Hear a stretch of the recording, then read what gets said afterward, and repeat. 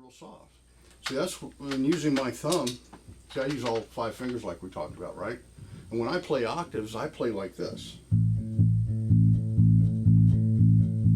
I use my thumb and my middle finger for octaves, because it's just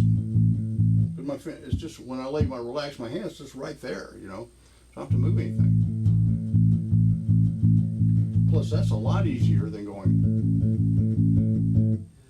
That's a lot more work.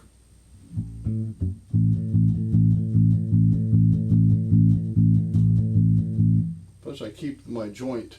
I don't use the big pad of my thumb to pick the strings. I use the tip here, because I want the same amount, roughly the same amount of surface area of flesh contacting the string of my thumb, then keep this similar to what's going on with the finger.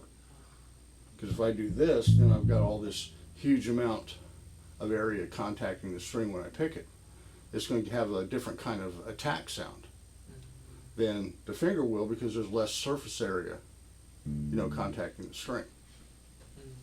So basically what it amounts to is I can't get my finger to sound like my thumb, but I can get my thumb to sound like the finger. Right? So in using, I kind of just bend it just a little bit and just use this little section right here of the thumb to actually pick and contact the string. So it's similar to the same amount of surface area that's going on here. Consequently,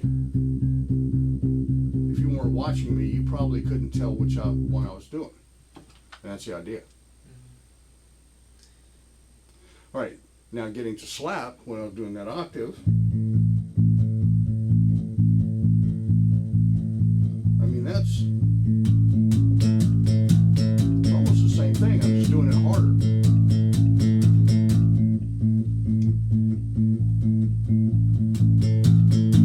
So I put more wrist into it to get strength, to slam the string against the frets to get that slap sound. Plus, the thing about playing through that I like, I used to try to do it the other way, and I never could get my thinner strings to have, see how thin it sounds? I couldn't get this real beefy, thick tone that I got on my thicker strings up here without having to hit it, and I worked a long time trying to figure out how to hit it to get that to happen. And I couldn't. And then, you know, I knew Victor played through, and then I tried it one time, and I realized, there you go, man. I mean, it's, you know, it works the same on those strings. Very consistent from string to string. So I said, well, man, that's what I'm going to do.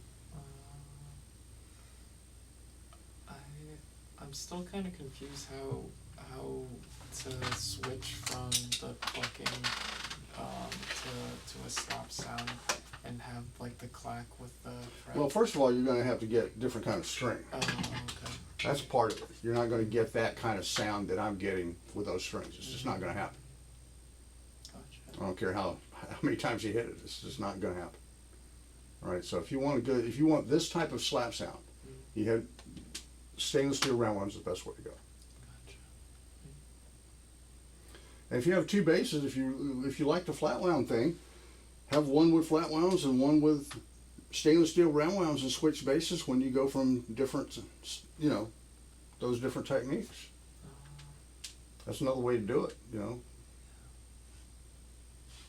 I like one bass. Now I have 2 of these basses. In fact, you probably couldn't tell which one is what. They look almost the same. In fact, I had this one Ken Smith made for me. The other one I bought used in a music store. And that was the bass I wanted. So when I moved up to this area, Ken's shop is in Philadelphia, or just outside of Philadelphia. So I drove, you know, I contacted him and said I wanted him to make me a bass. And he knew the one I played. I said, I want one like this, you know. So that when I wanted a backup basically. So that what I do is I switch basses every week, or every 2 weeks sometimes.